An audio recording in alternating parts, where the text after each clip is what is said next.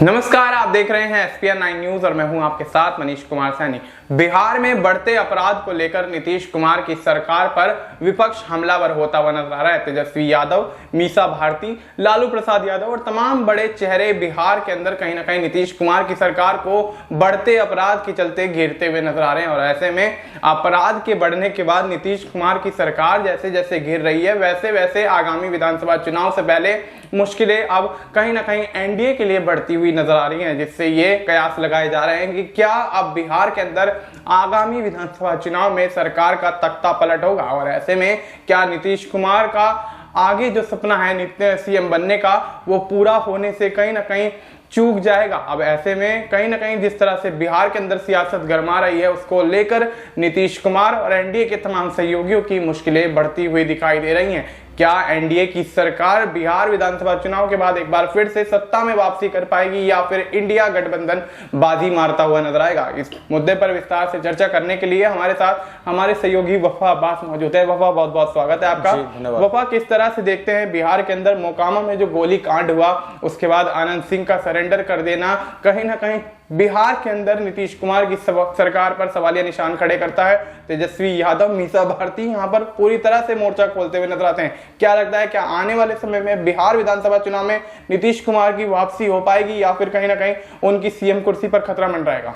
देखिए, तमाम समीकरणों को अगर हम बिहार के अंदर देखें तो नीतीश कुमार की वापसी होती हुई मुश्किल दिखाई दे रही है, क्योंकि जिस तरह से अभी तो अगर एनडीए की बात करें तो एनडीए में पूरी तरह से मतलब सभी दल जो है अलग अलग नाराज हैं। चाहे चिराग पासवान की बात कर लें, चाहे आप जीतन राम मांझी की बात कर लें, चाहे आप नीतीश कुमार की बात कर लें। और नीतीश कुमार की मुश्किलें तो अब इसलिए भी और ज्यादा बढ़ गई हैं क्योंकि नीतीश कुमार की पार्टी में खुद दो फड़ की स्थिति बनी हुई है, क्योंकि लल्लन सिंह जो है वो नीतीश कुमार से बगावत कर सकते हैं। ऐसी लगातार खबरें सामने आ रही हैं कि पिछले कुछ समय पहले भी जब लालू यादव ने नीतीश कुमार को ये ऑफर दिया था कि हमारे दरवाजे आपके लिए खुले हुए हैं, तब भी ये खबरें आई थी कि लल्लन सिंह उनकी पार्टी को तोड़ सकते हैं और नीतीश कुमार इंडिया गठबंधन में जा सकते हैं।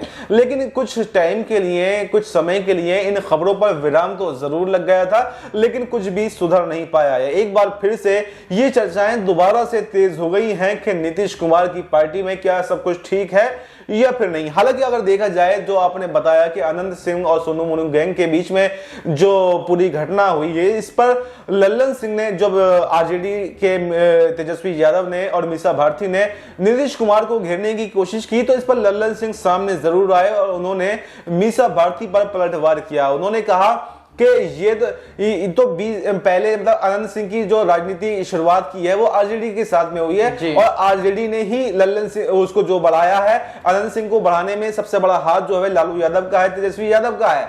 लेकिन इस पर फिर मीसा भारती ने भी पलटवार किया। उन्होंने कहा कि चलिए ठीक है, टिकट अगर हमने हमारी पार्टी ने दिया था तो उसका प्रचार करने के लिए तो लल्लन सिंह भी गए थे। तो फिर अगर आपको ये पता है कि बंदा ठीक नहीं है या अपराधी किस्म का व्यक्ति है, तो फिर आप प्रचार करने के लिए क्यों गए?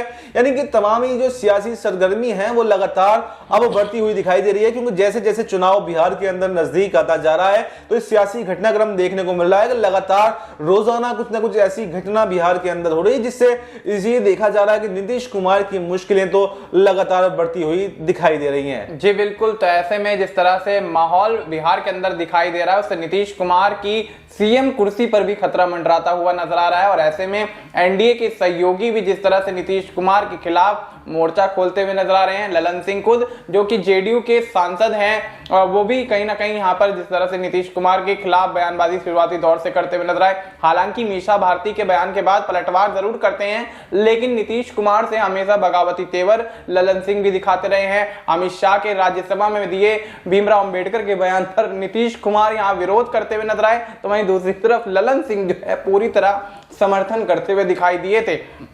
वफा, क्या लगता है, क्या आगामी विधानसभा चुनाव में अगर नीतीश कुमार और भी ज्यादा तरीके से गिरते हुए नजर आते हैं, क्योंकि जिस तरह से बिहार में अपराध बढ़ रहा है उससे नीतीश कुमार की मुश्किलें बढ़ रही हैं, क्या लगता है, क्या वाकई एनडीए के सहयोगी अब ये मन बना चुके हैं कि नीतीश कुमार को मुख्यमंत्री नहीं बनाना है? क्योंकि भारतीय जनता पार्टी भी सीएम चेहरे को लेकर ऐलान करने की बात से परहेज करती हुई नजर आई। क्या लगता है, क्या वाकई भारतीय जनता पार्टी भी ये चाहती है कि उन्हीं की पार्टी का कोई नेता या सम्राट चौधरी जो कि नीतीश कुमार के विरोधी भी रह चुके हैं एक समय में, वो यहाँ पर सीएम बनते हुए नजर आएंगे? क्या देखते हैं?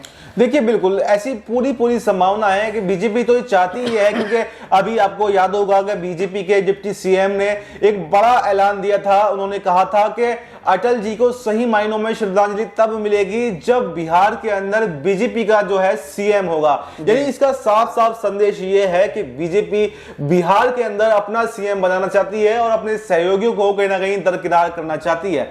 इस बयान के बाद में नीतीश कुमार काफी नाराज भी हुए थे, उन्होंने अपनी नाराजगी भी दिखाई थी, लेकिन उसके बाद में सब कुछ नॉर्मल हो गया। यानी नीतीश कुमार भी बीजेपी से नाराज तो जरूर हैं, वो नया मौका तलाशने की कोशिश कर रहे हैं, लेकिन उनकी राह में जो सबसे बड़ा रोड़ा अटकाने का काम कर रहा है अगर कहें तो वो लल्लन सिंह है, क्योंकि लल्लन सिंह बीजेपी के ज्यादा करीबी माने जाते हैं। और अगर लल्लन सिंह जेडीयू में दो फाड़ करते हैं तो इसका सीधा सीधा नुकसान जो है वो नीतीश कुमार को होने वाला है। और ऐसे में अगर जेडीयू टूटती है तो नीतीश कुमार का राजनीतिक भविष्य जो है वो भी समाप्त हो सकता है। देखिए बीजेपी की अगर बात करें तो बीजेपी तो हमेशा से चाहती है, बीजेपी पहले अगर उसको सहयोग चाहिए होता है तो आपको सब कुछ देने की कोशिश करती है, सब कुछ आपको देती है। जैसे महाराष्ट्र का एग्जांपल भी आप ले सकते हैं, जब उन्हें शिंदे की जरूरत थी तो शिंदे को मुख्यमंत्री भी बनाया, जो मंत्रालय उन्होंने मांगे वो मंत्रालय भी दिए। लेकिन जब उनको अब अगले चुनाव में लगा कि अब हमें शिंदे की जरूरत नहीं है तो शिंदे को उस तरह से निकाल करके फेंक दिया जैसे दूध में से मक्खी।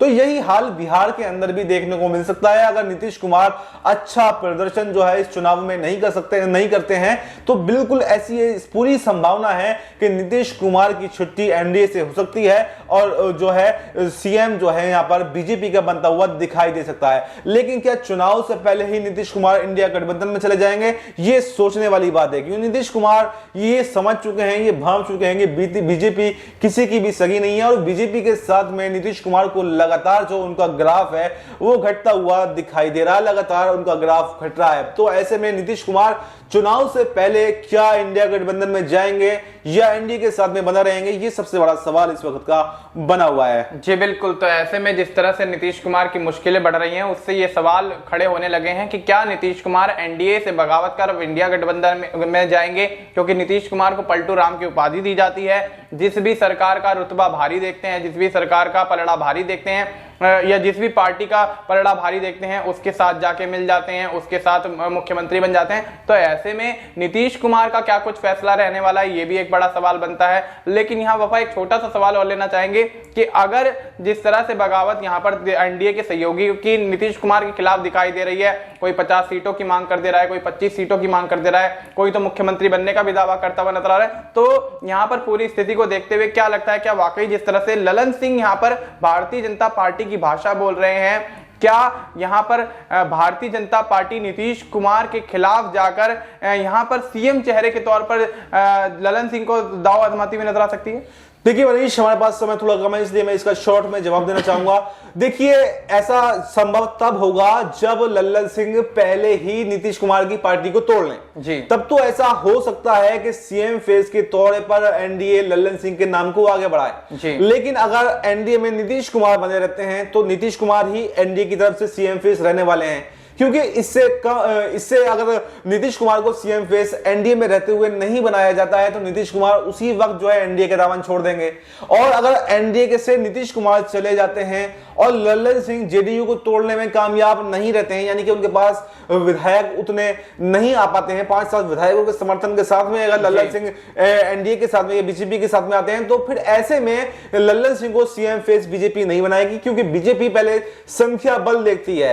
अगर आपके पास संख्या है तब तो आपको बनाएगी, अगर संख्या आपके पास में नहीं है तो बिल्कुल नहीं बनाएगी। तो ऐसे में ये संभावना बढ़ जाएगी कि फिर बीजेपी अपना ही कोई सीएम फेस बनाए, या फिर ऐसा भी देखने को मिल सकता है कि बीजेपी कोई सीएम फेस अनाउंस ही नहीं करे, बल्कि हर राज्य में जिस तरह से बीजेपी चुनाव लड़ती है, पहले चुनाव लड़ती है, उसके बाद में अगर जीत मिलती है तो फिर सीएम फेस अनाउंस करती है। तो ऐसा भी हो सकता है कि अगर नीतीश कुमार छोड़ करके चले जाएं तो फिर बीजेपी कोई सीएम फेस ही अनाउंस नहीं करे, और जीतने के बाद में जिस हिसाब से संख्या बल आता है, उनके सहयोगियों का क्या रोल सरकार के अंदर रहता है, बीजेपी के पास में कितनी सीट आती हैं, तो उसके बाद में ऐसा डिसाइड हो कि सीएम कौन बने। जी बिल्कुल। तो ऐसे में अब भारतीय जनता पार्टी किस तरह से फैसला लेती है सीएम चेहरे को लेकर, और नीतीश कुमार का क्या कुछ स्टैंड रहता है बिहार विधानसभा चुनाव से पहले, क्या एनडीए में बने रहेंगे या फिर बगावत करके इंडिया गठबंधन की तरफ जाएंगे, और अगर इंडिया गठबंधन की तरफ जाते हैं तो क्या लालू प्रसाद यादव नीतीश कुमार को बिहार के मुख्यमंत्री के तौर पर विधानसभा चुनाव में उतारेंगे या फिर तेजस्वी यादव के चेहरे पर यहां दाव लगाते हुए नजर आएंगे। फिलहाल आपको इस मुद्दे पर क्या कुछ लगता है, आप अपनी राय हमें कमेंट करके बता सकते हैं। बाकी देश और दुनिया से जुड़ी तमाम जानकारी के लिए आप देखते रहिए SPN9 न्यूज।